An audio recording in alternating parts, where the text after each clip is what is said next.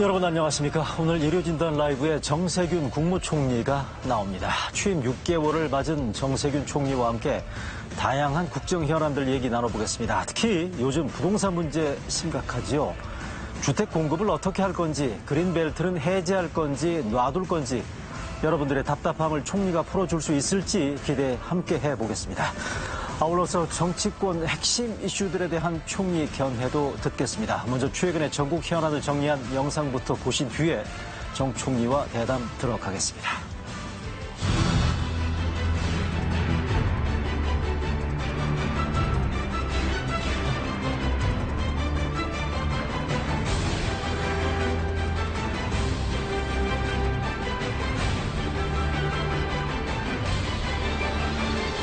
항아리처럼 좀 배가 불룩한 강소 중견기업들이 중심이 되는 산업 구조로 가야 대한민국의 미래가 있겠다는 거죠.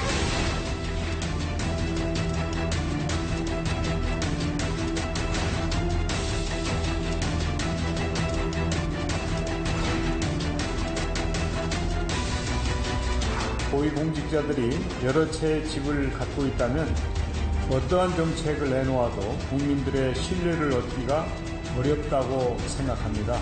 백약이 무효일 수 있습니다.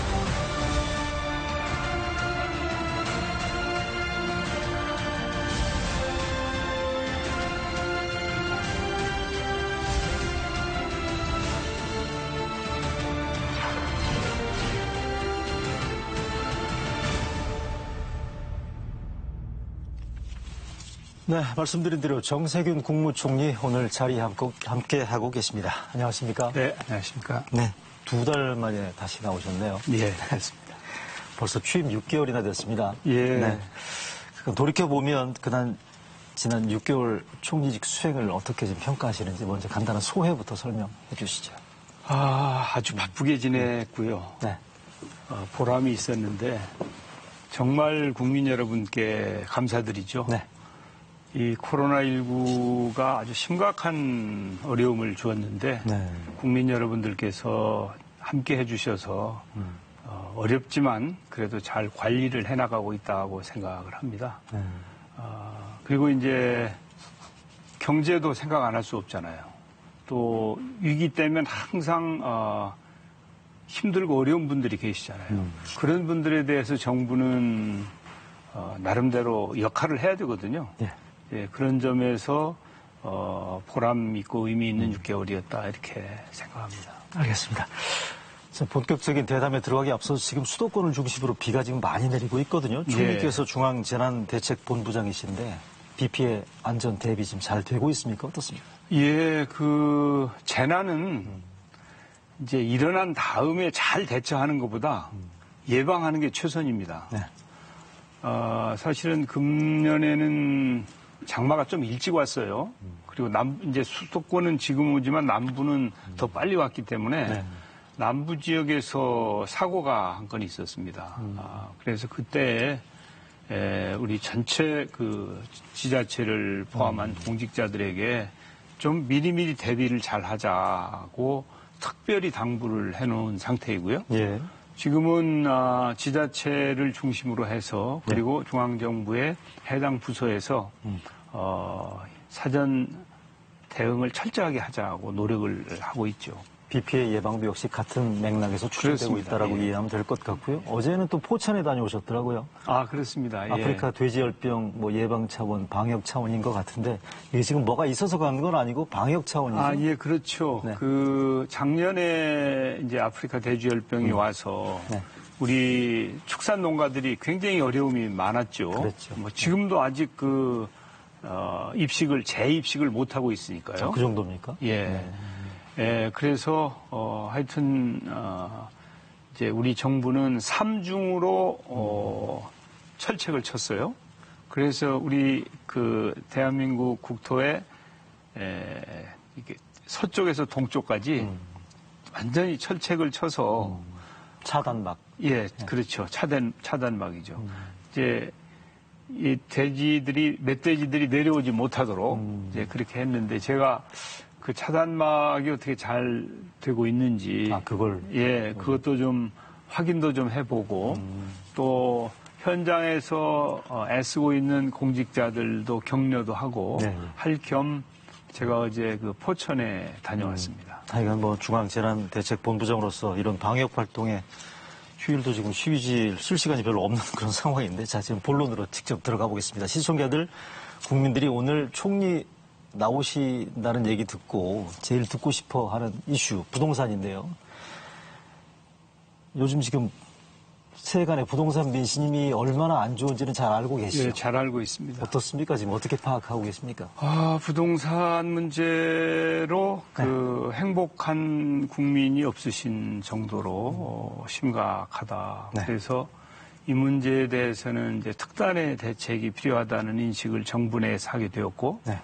그래서 대통령께서 직접 관계 장관을 불러서 대책을 지시를 했고, 네. 그 이후에 당정청이 긴밀하게 소통하고 협력하면서 대안을 만들어 가고 있습니다. 현재 그런 상황이고요. 예. 자, 그런데 총리께서 보시기에 집값이 부동산 시장이 왜 이렇게 불안하다고 보십니까? 그러니까 집값에 영향을 미치는 요인들이 무수히 많지 않습니까? 뭐 그렇죠. 돈이 예. 뭐 많이 풀렸달지, 풀린 돈이 갈 투자처가 마땅치 않달지, 뭐 여러 요인들이 있겠습니다만, 또 시중의 여론 가운데 상당 부분은 보면 정부의 정책 실패를 탓하는 그런 목소리도 꽤 높단 말이죠. 어떻게 보십니까? 예, 뭐 정부가 책임을 회피해서는 안 되겠죠. 그런데 이제 원인이 무언가를 보면 네. 아무튼 시중에 돈이 너무 많다. 그런데 저금리가 심각한 수준이다. 지금까지 우리가 이렇게 1%대의 금리를 그렇죠. 경험한 적이 없지 않습니까? 그러니까 시중에 엄청나게 많이 풀린 자금이 갈 데가 없고, 또 역대 쭉 보면 부동산 불패라고 얘기할 정도로 네. 부동산이 다른 투자처에 비해서 수익률이 높았기 때문에 돈을 많이 가진 분들이 부동산 쪽에 관심을 갖는 것, 예. 그걸 꼭 나무래기도 어려운 이제 그런 상황이죠. 네네. 그래서 이제 투자냐 투기냐 뭐 논란이 있죠. 그런데 주택을 보는 시각은 투자든 투기든 대상이 아니고 네. 주거의 대상이다. 주택은 그 점을 분명히 하고자 합니다. 주택은 우리 국민들이 사시기 위해서 생활하기 위해서 있는 것이지 주택이 무슨 돈벌이 수단이 되어서는 안 되겠다. 왜냐하면 이 재화를 국민 모두가 함께 향유해야지 예, 예. 특정 소수의 사람들이 축제하는 수단으로 삼는 것은 적절치 않다고 저는 판단을 합니다. 네네. 그런 차원에서 이제 현재 상황으로 보면 돈이 많이 풀렸기 때문에 이제 수요가 실수요도 있고 가수요도 있고 투기 수요도 있습니다. 예. 이 수요를 다 합치면 공급이 따라갈 수가 없는 상황인 것이죠. 예. 그런 차원에서 정부는 일단 수요를 좀 눌러야 되겠다. 예. 수요를. 그래서 실수요는 어떻게든지 충족하는 노력을 하겠지만 가수요나 투기 수요는 예. 근절해야 되겠다고 하는 확고한 원칙을 가지고 이제 필요한 법과 제도에 대해서는 방책을 만들어 놓았고 공급 문제에 대해서는 아직 협의 중입니다. 아, 그렇습니까? 예, 공급을 늘려야 되겠다고 하는 데는 국민 여러분들과 함께 공감을 하고 또 실제로 서울의 주택 보급률이 지방에 비해서 낮습니다. 그래서 서울에는 좀 더 많은 주택이 공급되어야 그래야 투기 수요를 근절할 수 있다고 보기 때문에 네네. 이제 수요를 억제하는 정책과 동시에 네. 공급을 늘리는 정책도 네. 지금까지도 계속 추진해 왔지만 네네. 앞으로도 더 열심히 그 정책을 추진해야 되겠다고 하는 생각을 하고 있는 것이죠. 그간에 그러니까 부동산 정책의 수요 억제에 초점이 맞춰졌다면 앞으로는 공급 확대에도 비중을 크게 두겠다라는 그런 의지로 지금 해석이 되는 부분이긴 한데, 자, 그렇다면 말씀하신 것처럼 공급 물량 확대는 기정사실로 일단 이해를 하고요. 시장에서 지금 보면 말씀하신 것처럼 공급 방안을 논의 중이라고 얘기하는 게 국민들은 상당히 지금 답답해하고 있습니다. 이게 지금 불확실성도 커지는 것 같고요. 그게 지금 공급을 어떻게 할 건지 어디에 할 건지에 대한 그런 논란인 것 같은데 보면 최근에 나오는 게 무슨 군시설 같은 공공부지를 활용한달지 뭐 용산 기지찬 같은 공공 소유의 땅이랄지요 아니면 서울시에서 최근에 뭐 제안했다는 것 같은데 재건축, 재개발 완화 여러 가지 방향들이 있는 것 같은데 구체적인 어떤 추진 방향 같은 거는 오늘 이 자리에서 설명이 가능할까요? 현행 법이 허용하는 한 그리고 또 앞으로 법과 제도의 개선을 통해서 공급을 늘릴 수 있는 방법이 있다면 모든 가능성을 다 테이블 위에 올려놓고 검토를 하고 있는 단계다. 그러니까 지난주에 대통령께서 국회에 오셔서 공급 대책도 열심히 추진해보겠다고 이렇게 언명을 하셨지 않습니까? 그 말씀은 그냥 하신 게 아니고 지금 이제 당과 정부와 청와대가 함께 이 공급 대책도 진지하게 논의를 하고 있다. 그래서 아직은 이제 확정이 되지 않은 상태이기 때문에 사실은 확정이 되지 않은 상태에서 책임 있는 당국자들이 이런저런 얘기를 하는 것은 적절치가 않아요. 왜냐하면 그것이 국민들을 혼란스럽게 할 수도 있고 시장에 잘못된 신호를 보낼 수도 있기 때문에 그것은 적절치 않고 가능한 한 빠른 시간 내에 그러나 졸속에 그치지 않는 잘 정제된 공급 대책을 만들어서 그래서 발표를 하도록 그래서 조금 힘드시더라도 국민들께서도 정부의 그런 노력이 이루어질 수 있도록 좀 기다려 주셨으면 좋겠습니다. 자, 그렇다면 시중에 지금 일부 언론들에서 보도되고 있는 기정사실화처럼 보도되고 있는 뭐 이를테면 군부대, 군체육시설을 활용한달지 용산 기지창 지역의 부지에 뭐 용적률을 상향한달지 이런 부분들에 대한 결론은 아직 나지 않은 상태다. 아직 나지 않았습니다. 그 부분들은 언제쯤 결론이 날 것 같습니까? 가능하면 빨리 하는 게 좋죠. 왜냐하면 불확실성이 지속되면 그게 이런저런 논란을 낳고 또 그것은 민심에도 영향을 미칠 뿐만 아니라 시장에도 바람직하지 않기 때문에 가능하면 빨리 하는 게 좋은데 그렇다고 졸속에 그쳐서는 안 되죠. 왜냐하면 계속해서 어떤 정책을 내놓고 또 보완 대책을 내놓고 하는 것은 이제 정책에 대한 신뢰를 떨어뜨리는 것이기 때문에 이번에는 좀 더 진지하고 폭넓게 협의를 한 다음에 이제 정책을 발표할 예정인데요. 이제 이것은 중앙정부가 혼자 결정한다고 되는 것도 아니고 당과도 협의를 해야 되고 또 지자체와도 협의를 해야 됩니다. 그렇죠. 사실은 지금 가장 문제가 되는 것은 서울, 특히 수도권 아닙니까? 좀 넓게 보더라도. 그래서 지자체와도 협의를 하고 의논을 해서 원팀이 돼가지고 중앙정부와 지자체가 한 팀이 되어서 이 문제를 해결하는 노력을 해야지 중앙정부 따로 지자체 따로 이렇게 놀아서는 안 되거든요. 그래서 이제 모든 가능성을 열어놓되 정말 제대로 된 정책을 가능하면 빨리 만들겠다. 알겠습니다. 자, 또 하나 뜨거운 쟁점이자 핵심 이슈가 그린벨트라는 거 알고 계시죠? 금요일 날 저희 KBS 라디오에 김상조 정책실장이 출연해서 한 얘기가 당정 간의 그린벨트 해제 검토에 대한 의견 정리가 됐다라는 발언이 있었습니다. 그러면 해제하는 쪽으로 정리가 됐다고 보면 되겠습니까? 제가 그 말씀을 한번 이렇게 봤더니 해제하는 쪽으로 정리됐다고 하기보다는 제가 앞서 말씀드린 것처럼 의논하는 과제로 삼기로 했다고 하는 의미로 저는 받아들였어요. 아, 그렇습니까? 그리고 뭐 실제로 아직 그게 정리가 되지도 않았기 때문에 일단 그린벨트 문제까지도 테이블 위에 올려놓고 검토하기로 했다.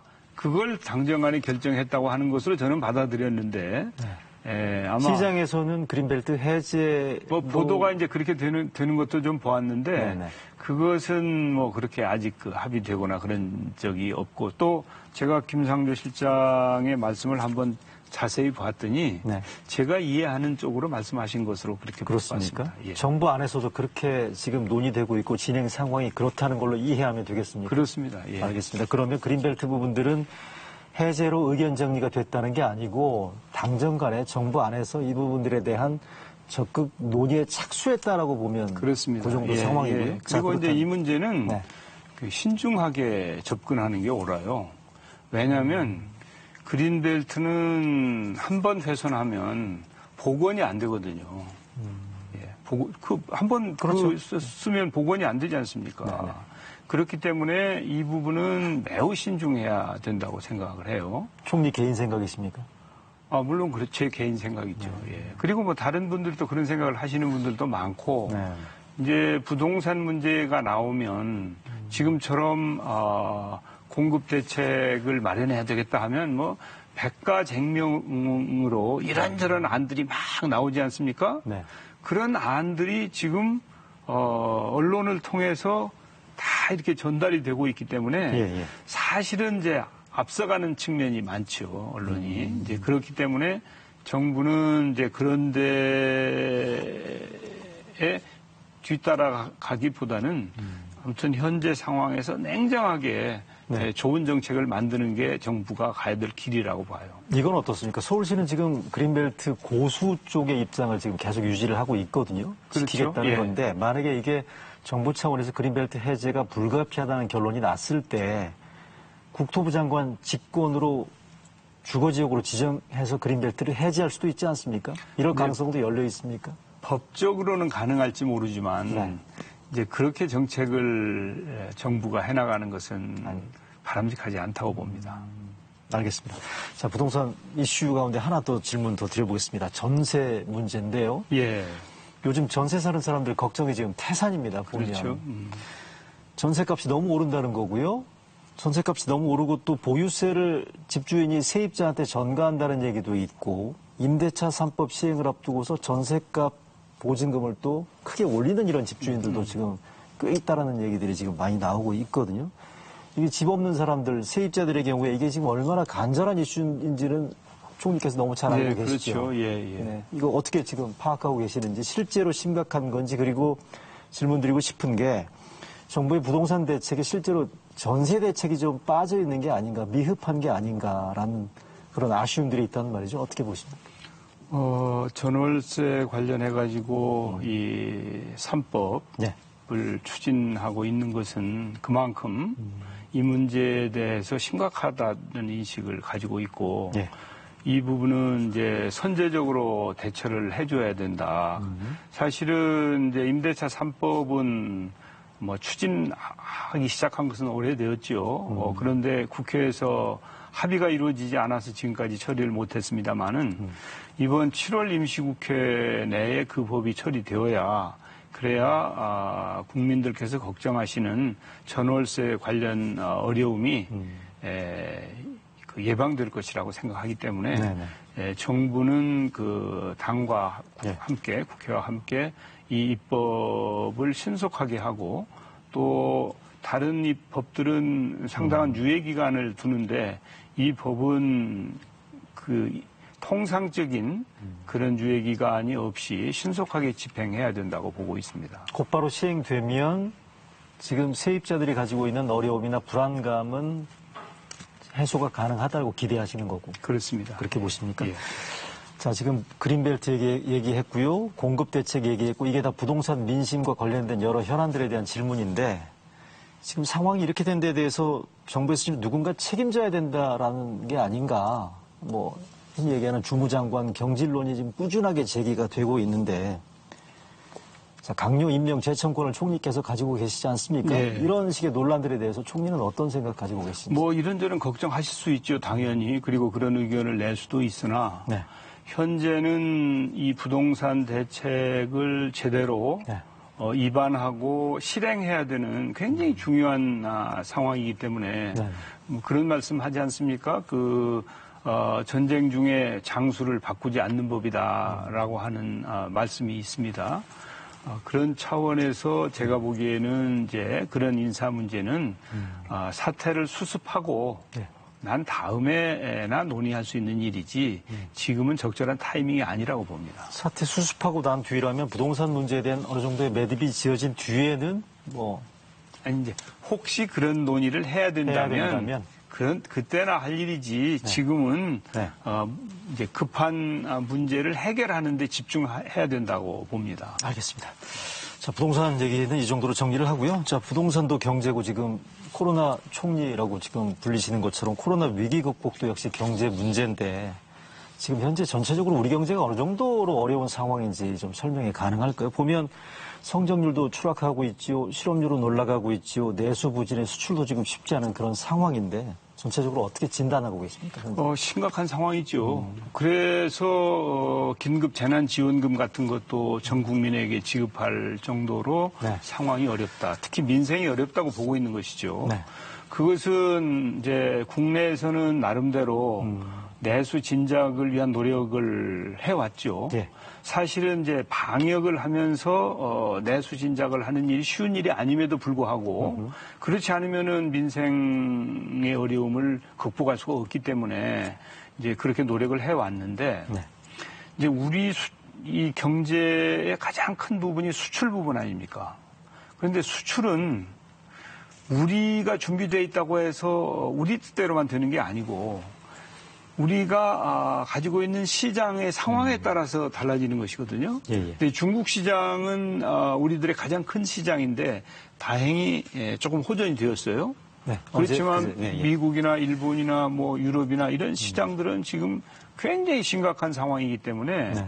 수출이 이제 두 자릿수로 감소한 상황이죠. 4월, 5월에 비해서 6월은 조금 개선되었고 네. 7월도 여전히 나쁘긴 하지만 조금씩 개선은 되고 있지만 전혀 이제 제대로 개선이 되지 않을 뿐만 아니라 예, 예. 코로나19 상태가 전 세계적으로 아직도 계속 확진자가 증가하고 있는 추세, 그렇습니다. 상승 추세이거든요. 네네. 그러니까 정점을 지나고 수습 국면으로 가지 못했다고 보는 것이기 때문에 네네. 우리 경제는 이 방역, 세계적인 코로나 사태와 긴밀하게 연결되어 있기 때문에 네네. 매우 어려운 상황이다. 그렇기 때문에 이제 정부는 네. 대통령께서 직접 한국판 뉴딜 정책도 네, 발표하는 등 네. 특단의 노력을 기울이고 있는 것입니다. 그래서 앞으로도 경제 전체 문제뿐만 아니라 민생 안정을 위해서 가능한 한 모든 노력을 기울일 예정입니다. 그렇고요. 총리께서 뭐 예전에 기업 출신이시고요. 또 산자부 장관도 역임하셨다 보니까 경제가 전문이신데 지금 코로나 때문에 워낙 경제가 어렵다 보니까 경제에 대한 실력을 발휘할 기회가 없어서 좀 아쉽다라고 총리실에 계신 분들이 좀 많이 아쉽다는 얘기를 하시던데 방역도 같이 잘 해야 되고 경제도 같이 잘 해야 되고 쉽지 않은 그런 상황이단 말이죠. 현재 그럼 가장 절실하게 필요한 게 우리 경제를 살리기 위해서 어떻게 보시든지. 이제 방역하고 경제하고 네. 관계를 보면요. 네. 이제 상충 관계죠. 뭐 영어로는 트레이드 오프라고 얘기를 하나가 잘 하는데 되면 하나가 안 되는. 그러니까 네. 방역을 챙기다 보면 경제가 울고 그렇죠. 경제를 챙기다 보면 방역이 울고 그래서 어떻게든지 우리는 방역도 잘 하면서 경제에도 너무 큰 타격을 주지 않도록 해보자.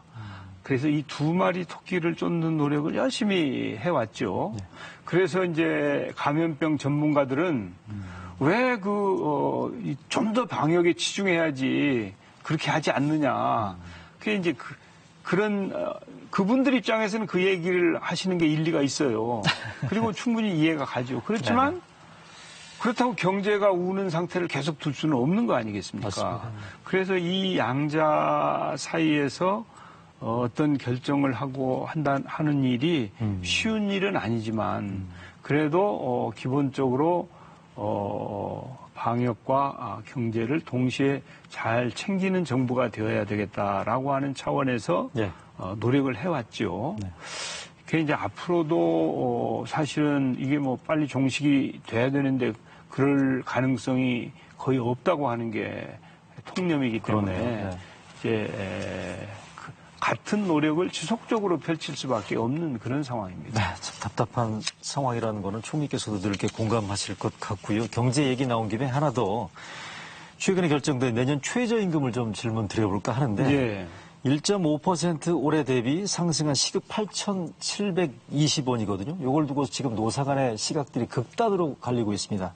노동계는 지금 코로나 이게 아무리 어렵다고는 하는데 실망률이 너무 최저 인상률이다 보니까 실망을 금치 않고 있다라고 얘기를 하고 있고요. 반면에 경영자 측, 사용자 측, 또 최저임금 힘든 판에 이걸 지금 깎아도 모자랄 판에 어떻게 또 올렸느냐라고 지금 크게 반발을 하고 있는데 이런 예. 상황을 지금 총리께서는 어떻게 보고 계신지. 아마 그 양측 다 일리가 있는 말씀이죠. 예. 이제 그 소득을 가지고 생활해야 되는 이 근로자 입장과 또 근로자에게 임금을 지불해야 되는 입장에서의 어려움 둘 다 맞습니다. 그것은 이제 만약에 아마 코로나19 사태가 없었으면 그보다는 조금 그 나은 수준이었을 가능성도 있다고 봅니다. 인상폭? 그렇죠. 예. 그래서 지금은 이제 사용자나 근로자나 다들 만족하지 못하는 네. 상황인데 그건 어쩔 수 없는 상황이다. 이렇게 봅니다. 왜냐하면 지금은 우리가 충분히 무언가 성과를 내서 그 성과물을 어떻게 나누느냐를 고민할 수 있는 상황이 아니고 예. 고통을 어떻게 분담할 거냐라고 하는 것을 논의해야 되는 그런 어려운 시점이기 때문에 네. 불가피하지 않았나 하는 생각이 듭니다. 네.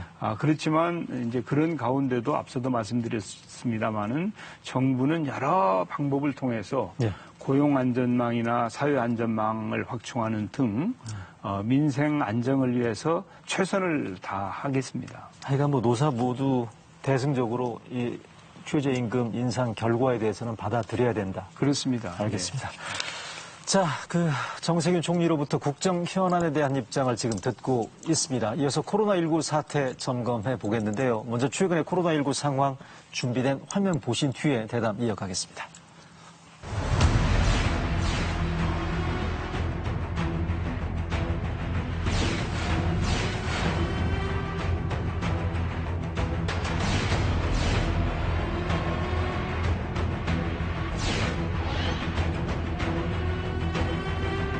어느 나라도 코로나 유행의 정점을 예측할 수 없는 유행의 확산기입니다. 많은 국가들이 봉쇄나 이동 제한을 풀고 방역 조치를 완화한 이후에 환자가 다시 증가하고 있습니다.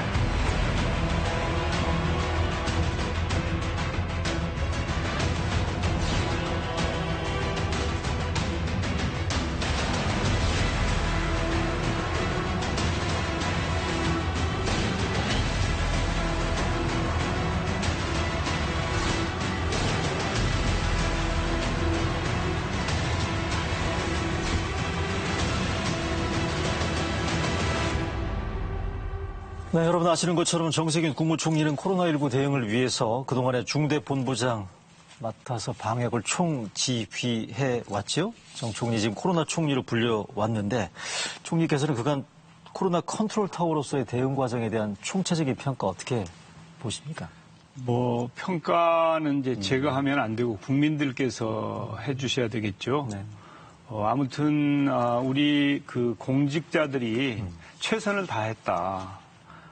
그런데 그 공직자들의 역할보다 국민들께서 함께 해주시고 또 정부를 믿고 따라주신 것이 정말 감사하고 그렇기 때문에 나름대로 그래도 네. 국제적으로 평가받는 결과를 만들어낼 수 있었다고 생각합니다. 알겠습니다. 그런데 어제인가요? 어제 39명 나왔던데요. 해외 유입이 28이고 예. 국내 발생 11던데 보면 국내도 역시 산발적으로 지역 확산이 조금 있는 부분들은 조금 신경 쓰이긴 합니다만 보면 최근에 해외 유입으로 인한 2차 감염이랄지 그로 인한 추가 확산 가능성 요거는 지금 어느 정도 심각하게 보고 계시는지 걱정 안 해도 됩니까? 어떻습니까? 걱정을 하고 있죠.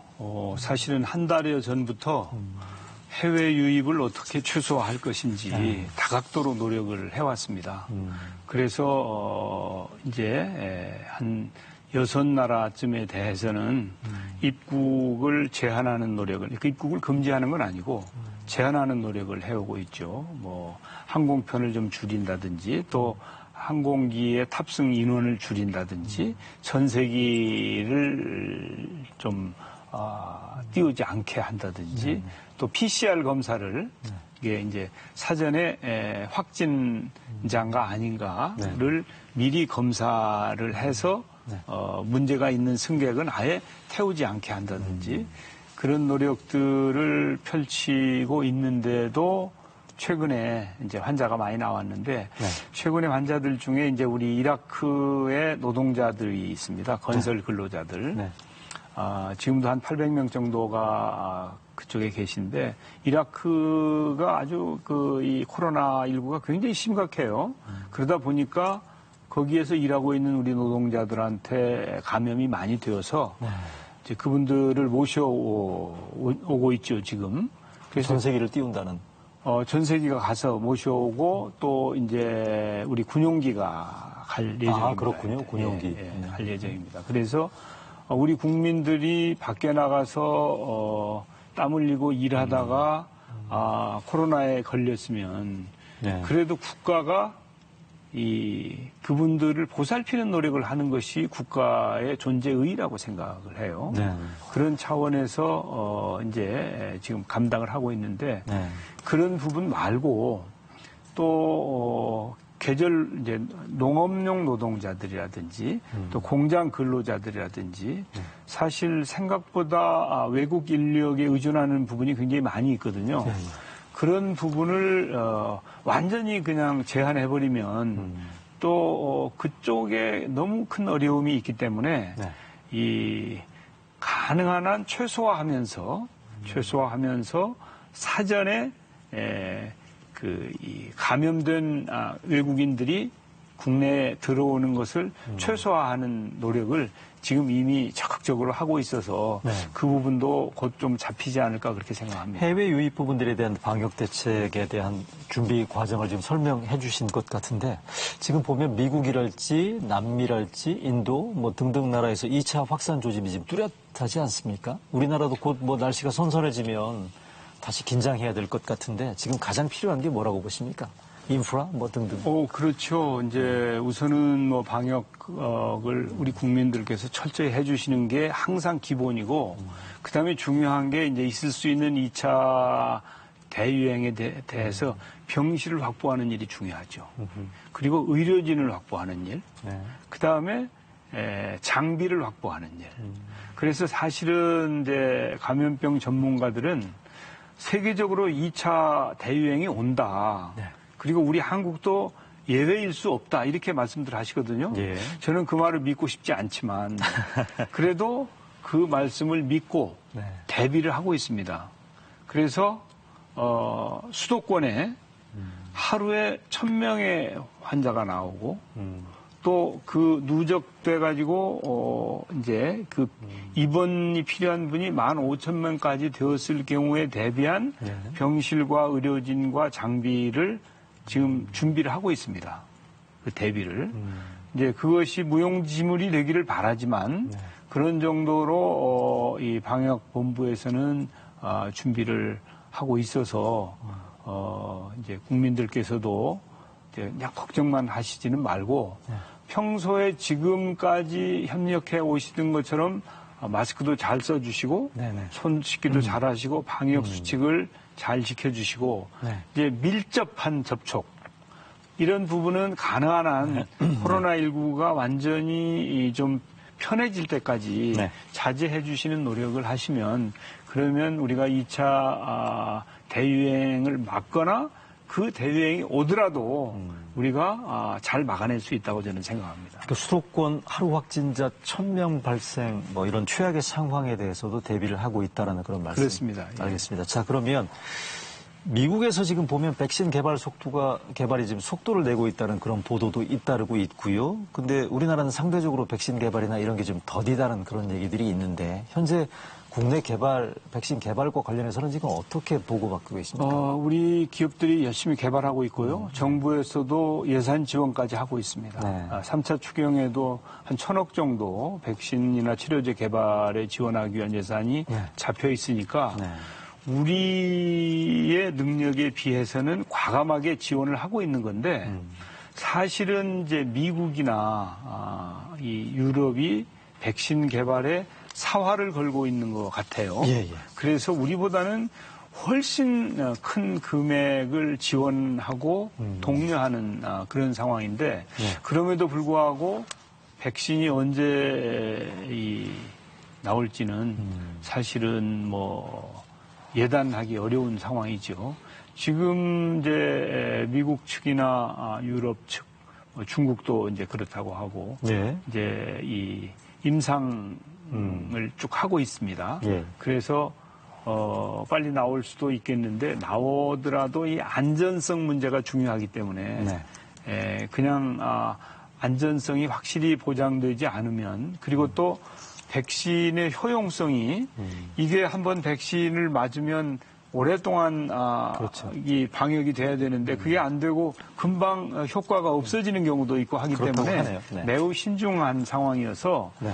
백신을 믿고 우리가 이렇게 그 대비를 소홀히 하기보다는 일단 백신 개발을 위해서 세계적인 데도 함께 참여를 하고 우리 스스로도 노력을 하지만 그 이전에 철저한 방역을 통해서 네네. 우리가 막아내가는 것이 그게 현실적이고 더 지혜로운 방법이라고 봅니다. 알겠습니다. 코로나 총리로부터 지금 코로나 상황에 대한 브리핑을 지금 시청자분들 들으셨고요. 자, 이번에 화제를 좀 정치권으로 돌려보겠습니다. 최근에 그 대통령과 여당의 국정 지지율, 정당 지지율 하락세가 지금 두드러지고 있다는 거 잘 알고 계실 텐데요. 국정 지지율이라는 게 결국 보면 국정 운영의 동력 아니겠습니까? 그렇습니다. 이게 어떻게 보고 계십니까? 뭐 아직까지는 이제 동력을 유지할 수 있는 상태이긴 한데 그러나 지난 한두 달 사이에 급격하게 그 지지율이 하락한 점에 대해서 매우 아프게 생각을 하고 어떻게든지 국민의 신뢰를 얻는 정책을 개발하고 추진함으로 해서 국민들의 지지를 다시 획득해야 되겠다고 생각을 하고 노력을 하고 있습니다. 네, 알겠습니다. 총리께서는 대통령하고 주례회동도 하고 계시고요. 그렇습니다. 정기적으로 독대하고 있는 걸로 알고 있는데 대통령도 이 현재 지지율 하락세에 대해서 지금 좀 무겁게 받아들이고 있는 거죠? 뭐 내색은 직접 안 하시지만 하시나요? 이제 그러실 걸로 봅니다. 저는. 뭐 따로 여기에 대해서 구체적인 언급이 있었던 뭐 그 말씀은 안 하시지만 이심전심으로 이거 우리가 잘 대비해야 된다 이렇게 판단하신 걸로 느낍니다. 따로 언급은 없다는 걸로 지금 이해를 하고요. 참 여론이 지금 여당과 청와대, 정부에 대해서 안 좋은데 여러 요인들이 있겠죠. 우리가 지금 앞에 언급했습니다만 부동산 정책에 대한 부정적인 평가도 있을 수 있겠고요. 뭐 단체장들의 성추문이랄지 인천국제공항 사태랄지 검찰총장 본부장관 갈등이랄지 여러 가지 요인들이 있겠습니다만 최근에 보면 국회 그러니까 여당의 국정 운영 방식, 국회 운영 방식에 대한 평가도 그렇게 썩 호의적인 것 같지 않거든요. 여당이 18개 상임위원장을 다 가져간 데 대해서는 우리 전직 국회의장으로서 어떻게 보십니까? 뭐 바람직하다고 보지는 않습니다. 그런데 참 여당도 고민이 컸겠다. 제가 뭐 그 여당 원내대표도 해봤고 야당 대표도 해봐왔으니까 우리 국회 문화를 잘 알지 않습니까?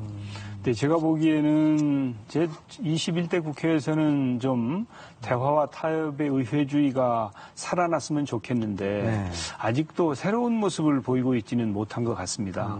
그래서 일단은 원구성을 계속 미룰 수도 없고 그렇다고 또 그냥 다 들어줄 수도 없는 진퇴양난의 상황에서 불가피하게 선택한 측면이 있겠으되 앞으로도 결코 포기하지 않고 여야 간의 대화와 타협의 의회주의를 살려나가기 위해서 계속 노력하는 것이 옳은 길이라고 봅니다. 자, 그런데요. 관련해서 말씀드리고 싶은 게 지금 여당 지지율, 국정 지지율, 대통령 지지율 방금 언급하셨습니다만 지금 상황은 협치가 뭐 선택이 아니고 필수 아닙니까? 그렇습니다. 협치는 항상 필수죠. 이제 항상 필수예요. 국정 지지율이 높을수록 또 이 다수파일수록 협치를 위한 노력을 해야 되는 것입니다. 왜냐하면 일방통행은 결코 오래갈 수 없는 것이거든요. 그래서 협치를 위한 노력을 열심히 해야 되고 특히 이제 그 뭐 어려워진다고 협치를 하고 좀 좋다고 그걸 포기하고 해서는 그래가지고는 여야 간에 아니면 정치권의 신뢰관계가 만들어질 수 없는 거 아닙니까? 네네. 그래서 항상 협치를 위한 노력은 열심히 해야 된다. 그런 네네. 차원에서 저는 정부이지만 현재 예. 정부와 의회 간의 협치 이를 위해서 저는 철저하게 소통하고 많은 노력을 해야 된다고 지금 생각을 하고 있는 것이죠. 혹시 개인적으로 지금 그 원구성 협상 다시 할 필요성은 있다고 보지 않으십니까? 뭐 이제 우리 국회는 네. 일사부재리의 원칙이 이제 이런 거하고 이제 다른 거지만 그건 원래 아니지만. 취지는 네. 그렇지만은 이제 한번 어떤 법률적인 행위가 이루어지면 네. 사실은 그걸 되돌리는 일은 매우 어렵습니다만은 뭐 여야가 합의를 하면 못할 일이 없습니다. 우리 국회가 사실은 네. 여야 간의 정치적인 타결을 통해서 합의가 이루어졌을 때는 그게 불법이 아닌 한 다 존중이 되는 것이거든요. 예. 그래서 경우에 따라서는 여야가 협치를 통해서 어떤 좋은 합의가 이루어진다면 또 이 위세 조정이나 이런 것은 뭐 불가능한 것도 아니라고 보는데 문제 열려 있다. 예, 합의가 이루어져야 되는 것이죠. 합의만 한다면 그게. 지금 뭐 미래통합당에서 국회 부의장도 지금 선출에 응하지 않고 있는 이런 상황인데 모르겠습니다. 지켜봐야 될 것 같고요. 이틀 전에 박병석 국회의장이 개헌 필요성을 강조를 했고요. 그제 재헌절에 총리께서도 또 SNS에 개헌 필요성을 또 언급하셨는데 보시기에 이 시일 때 국회 안에 개헌이 가능하다고 보십니까? 이제 뭐 저는 이제 행정부 책임자이기 때문에 정치적인 발언은 가능하면 자제를 하고 있는 입장입니다만은 원래 저는 국회의장을 할 때 개헌을 적극적으로 추진을 했던 사람이고 그랬죠. 지금도 개헌은 꼭 필요하다고 생각을 하고 있기 때문에 정치권에서 그야말로 국가의 100년 대계를 위해서 좋은 결단을 해 주시기를 기대하고 있죠. 김종인 비대위원장은 회의적이라고 얘기를 했어요. 야당이 협조하지 않으면 이게 개헌이 여야가 힘을 합치지 않으면 개헌은 되지 않습니다. 그렇죠. 예. 네. 그러니까 필수 전제. 여야가 뭐 개헌은 일방통행은 있을 수 없는 거니까요. 과거 옛날에 권위주의 시대에는 다 그런 식으로 이루어졌지만 87년의 현행 개헌부터는 이제 합의에 의해서 이루어진 거 아니겠습니까? 그러니까 앞으로도 개헌은 여야가 정치적인 합의를 해야 되고 그 합의를 위해서 저는 대승적으로 협력을 했으면 좋겠어요. 알겠습니다. 하나 더 있습니다. 박원순 서울시장 사망이 좀 충격이 꽤 오래 갈 것 같아요. 지금 성추문 의혹에 대한 진상조사도 저희가 좀 지켜봐야 될 것 같은데 관련해서 아까 지지율도 얘기했습니다만 여당 평가도 안 좋은 걸로 연결되는 원인 가운데 하나인 것 같은데 여당 출신 광역단체장이 이렇게 지금 잇따라 성추문에 휘말린 상황에 대해서 여당 출신 총리는 지금 여기에 대해서 어떻게 보고 계십니까? 예, 뭐, 국민 여러분들께 참 송구하죠. 예, 그래서 저는 이 기회를, 다시는 이런 일이 일어나지 않을, 그리고 미래에 우리 국민들이 유사한 사례로 걱정하시지 않도록 정말 전화위복의 계기로 삼고 미래지향적으로 대비하고 판단해야 된다고 생각합니다. 안타까운 일이라고 보시는 거고요. 그렇습니다. 예. 민주당의 이 일로 인해서 도덕적인 지지 기반이 크게 훼손됐다라는 그런 비판, 지적들이 꽤 나오고 있습니다. 간단하게 볼 문제가 아닌 것 같아요. 정부 여당 입장에서는. 총리께서는 지금 민주당에 오래 계셔 왔었고 몸을 담아 오셨으니까 민주당의 역사와 정서랄지 분위기랄지 인적 구성이랄지 이런 걸 다 꿰차고 계실 텐데 좀 불편하실 수도 있는 질문입니다만 왜 이런 일들이 자꾸 이렇게 연달아 벌어지고 있다고 보십니까? 참 저 자신도 이런 상황에 대해서 참 감당하기 어려운 이제 그런 마음을 갖고 있는데 정말 우리 지도자 적인 위치에 있는 분들은 이 부분을 남의 일이라고 생각하지 말고 자신의 일이라고 생각하고 성찰하고 네. 이런 일이 재발하지 않기 위해서 내 위치에서 내가 할 수 있는 일이 무엇인가에 대한 깊은 고민과 대응이 필요하다고 생각을 하고 이 일로 걱정을 하고 계시는 국민 여러분들께 송구하고 네. 또 피해자에게도 심심한 위로의 말씀을 드리고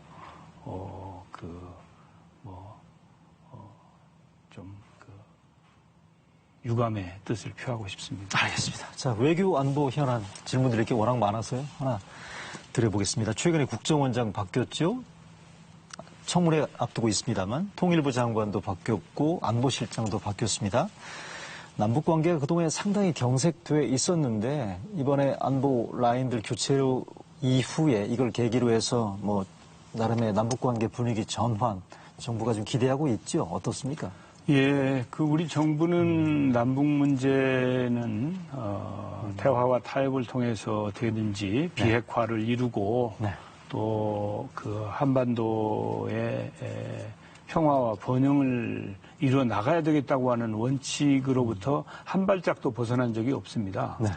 그런데 이제 최근에 상당히 경색된 상황이 지속되면서 어려움이 있었지 않습니까? 그랬는데 일단은 좀 상황이 진정이 되기는 했지만 문제가 해소되었다고 보지는 않습니다. 그러나 그런 어려운 가운데도 우리는 어떻게든지 상황을 호전시키기 위해서 노력을 하고 또 북미 간에 또 남북 간에 대화가 이루어질 수 있도록 노력을 해야 된다고 봅니다. 그런 차원에서 이번에 이제 대통령께서 그런 인사를 하셨는데 아직도 상황이 특별히 호전된 것은 없습니다.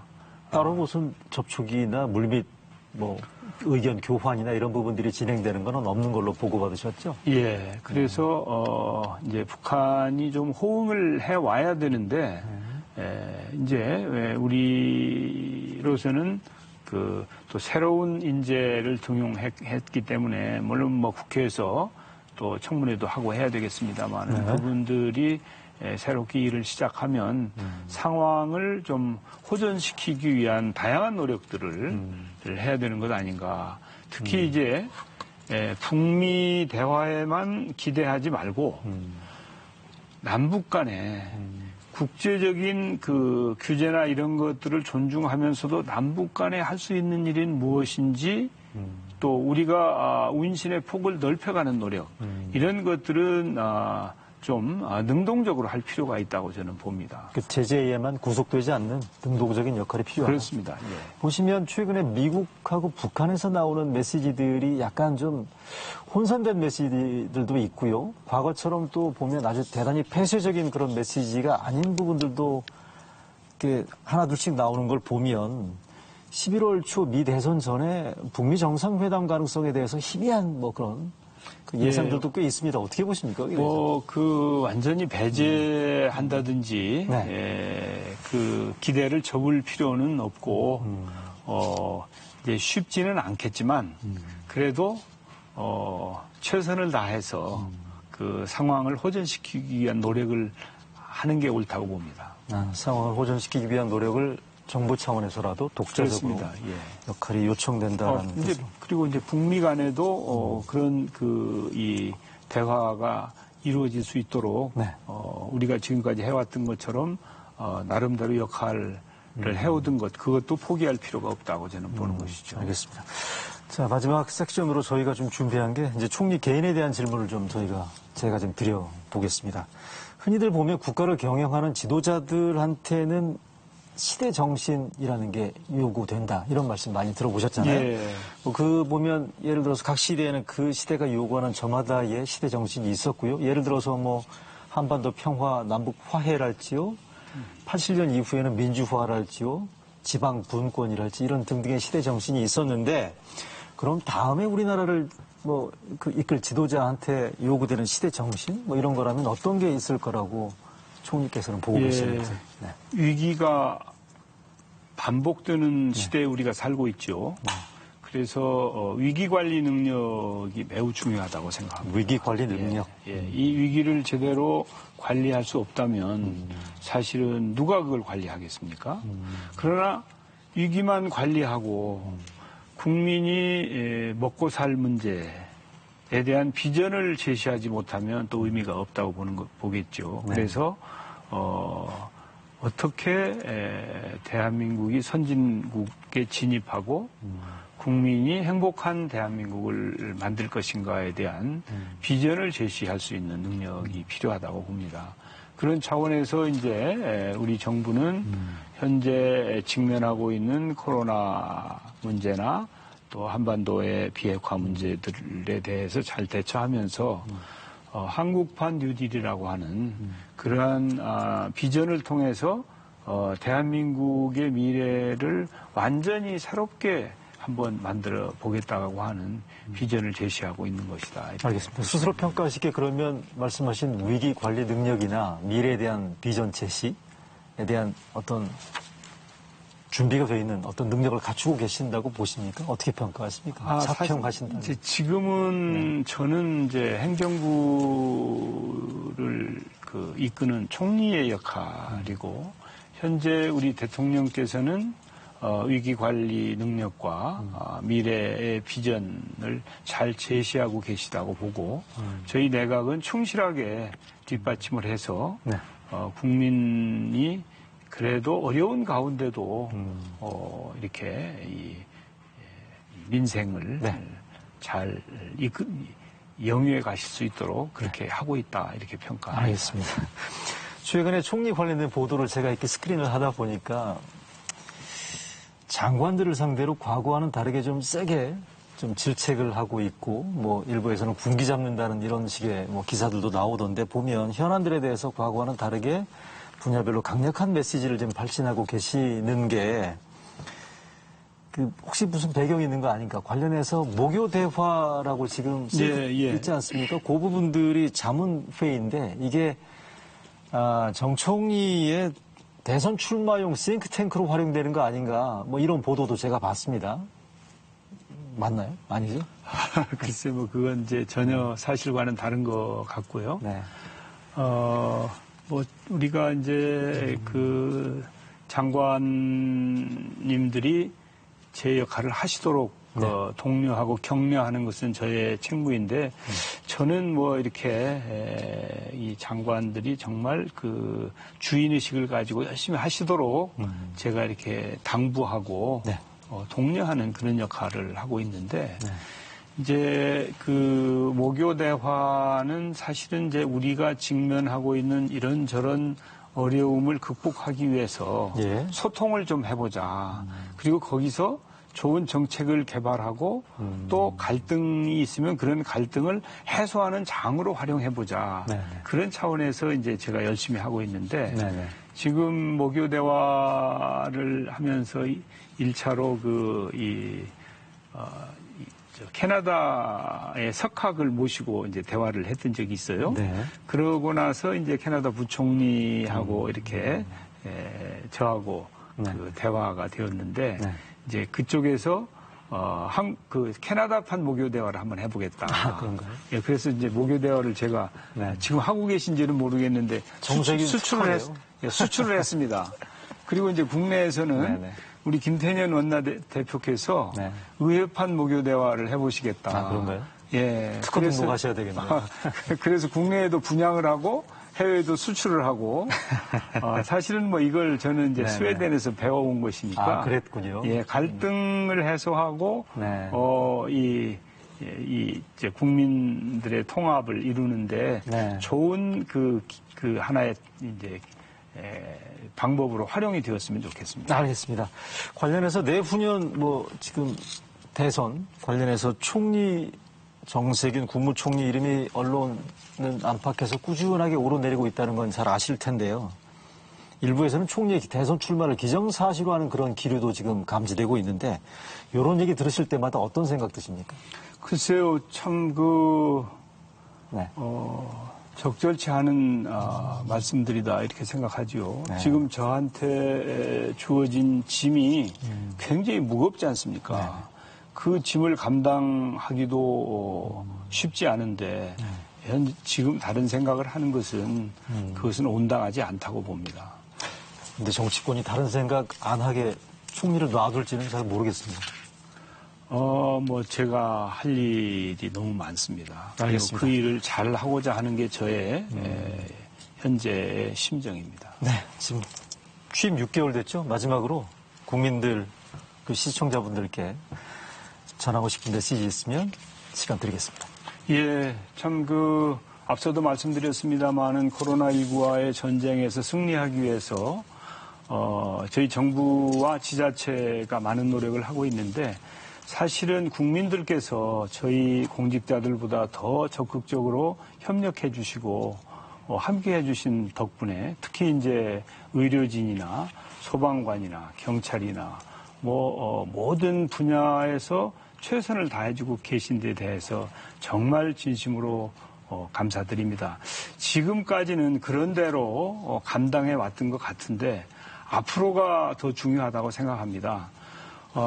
처음에 그런 대로 잘 하다가 중간에 잘못되면 국민들께서 실망하실 수 있기 때문에 어떻게든지 최선을 다하겠습니다. 이렇게 말씀드리고 이제 우리 정부는 과거의 추격 경제에서 선도 경제로 전환하기 위한 노력을 열심히 하고 있습니다.